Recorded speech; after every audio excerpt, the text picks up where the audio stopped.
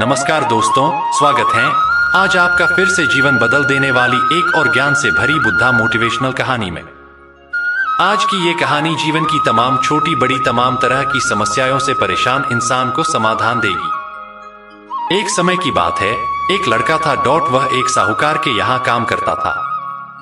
उसका गुजारा मुश्किल से चलता था। वह रात को अपने लिए 4 रोटी बनाता और खाता। कई दिन से उसकी एक रोटी कोई चुरा कर ले जाता। एक दिन उसने देखा कि एक मोटा सा चूहा आता है और उसकी रोटी लेकर चला जाता है। उसने उसे रोका और कहा, मैं बड़ी मुश्किल से 4 रोटी कमा पाता हूं। मैं आगे ही परेशान रहता हूं। मेरी गरीबी कब दूर होगी और ऊपर से तुम मेरा एक रोटी ले जाते हो। चूहा बोला, मैं तो अपनी किस्मत की खाता हूं, और रही बात तुम्हारी परेशानी की तो उसका हल गौतम बुद्ध ही कर सकते हैं, परंतु वह बहुत दूर रहते हैं।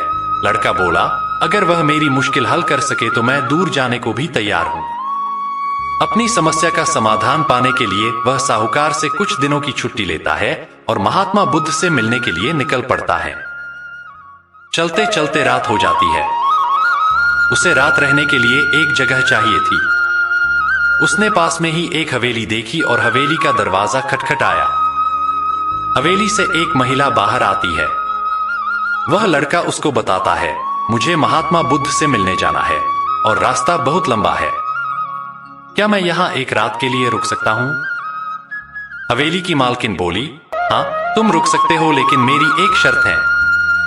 तुम्हें महात्मा बुद्ध से मेरा एक सवाल पूछना होगा।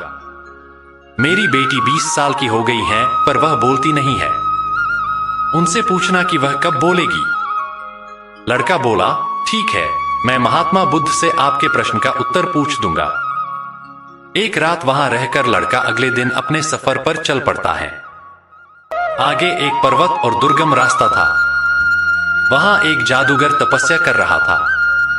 वह लड़का उससे महात्मा बुद्ध तक जाने का आसान रास्ता पूछता है। जादूगर कहता है कि मैं तुम्हें अपनी जादू की छड़ी से तुमको आगे नदी तक पहुंचा दूंगा, पर तुम्हें मेरा एक प्रश्न महात्मा बुद्ध पूछना होगा। मैं 1000 साल से तपस्या कर रहा हूं। मैं स्वर्ग कब जाऊंगा? लड़का उसकी बात मान लेता है और जादूगर उसे नदी तक पहुंचा देता है। नदी को पार करते ही बुद्ध का आश्रम था। वहां एक बड़ा सा कछुआ था। उस लड़के ने कछुआ से कहा, मुझे महात्मा बुद्ध के आश्रम तक जाना है, मुझे अपनी पीठ पर नदी पार करवा दो। कछुआ बोला, नदी तो मैं पार करवा दूंगा, परंतु तुम्हें महात्मा बुद्ध से मेरा एक प्रश्न पूछना होगा। मैं 500 साल से नदी में हूं, मैं ड्रैगन कब बनूंगा? लड़का कछुए की बात मान लेता है और वह नदी पार करवा देता है।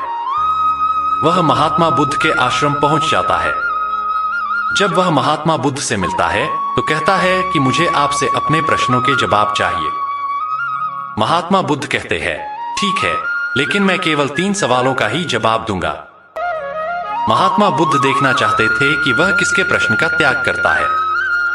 उधर लड़के के मन में द्वंद्व चल रहा था कि मैं किसके सवाल का त्याग करूं।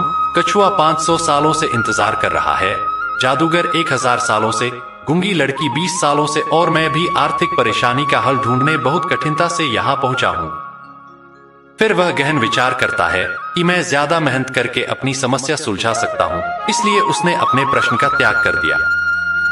उसने गूंगी लड़की, कछुए और जादूगर तीनों के प्रश्न महात्मा बुद्ध से पूछे। महात्मा बुद्ध से तीनों के प्रश्नों का जवाब लेकर वह वापस आ गया। सबसे पहले नदी तक पहुंचा तो उसे कछुआ मिला। कछुआ ने अपने सवाल का जवाब मांगा। उसने कछुआ से कहा, महात्मा बुद्ध ने कहा है कि जब तुम अपना कवच उतार दोगे तो तुम ड्रैगन बन जाओगे। कछुए के कवच उतारते ही वह ड्रैगन बन गया।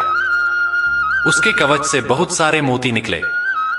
कछुआ बोला, यह मोती मेरे किसी काम के नहीं है, इसलिए इन्हें तुम इसे ले जाओ। वह लड़का मोती लेकर आगे पहाड़ी पहुंचा। उसे वहां जादूगर मिला। उसने अपने सवाल का जवाब मांगा। लड़के ने जादूगर से कहा, महात्मा बुद्ध के अनुसार तुम अपनी जादू की छड़ी छोड़ते ही स्वर्ग जा सकते हो। वैसा ही हुआ। जादूगर ने जाते जाते लड़के से कहा, यह जादू की छड़ी मेरी किसी काम की नहीं है, इसे तुम ले जाओ। लड़के ने छड़ी ली और आगे चल पड़ा। चलते चलते वह हवेली तक पहुंचा। हवेली की मालकिन ने अपने सवाल का जवाब मांगा। लड़का बोला कि आप अपनी बेटी की शादी करवा दीजिए, वह शादी करते ही बोलने लगेगी। हवेली की मालकिन बोली कि तुम महात्मा बुद्ध से उत्तर लाए हो, इसलिए तुम ही मेरी बेटी से शादी कर लो।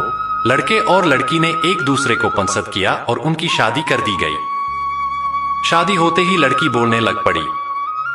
इस तरह लड़के ने 3 लोगों की मुश्किलों को देखकर अपने सवाल का त्याग किया। उसे त्याग के फल में मोती के रूप में पैसा, छड़ी के रूप में शक्ति और एक रूपवान पत्नी मिल गई। यह कहानी हमें बताती है कि किसी की मदद के लिए ज्यादा साधनों की जरूरत नहीं होती और त्याग का फल हमेशा मिलता ही है। तो दोस्तों, ये कहानी आपको कैसी लगी कमेंट में जरूर बताइएगा, तथा इसी प्रकार के वैदिक देखने के लिए मेरे चैनल को सब्सक्राइब जरूर करिएगा। आप सभी का धन्यवाद।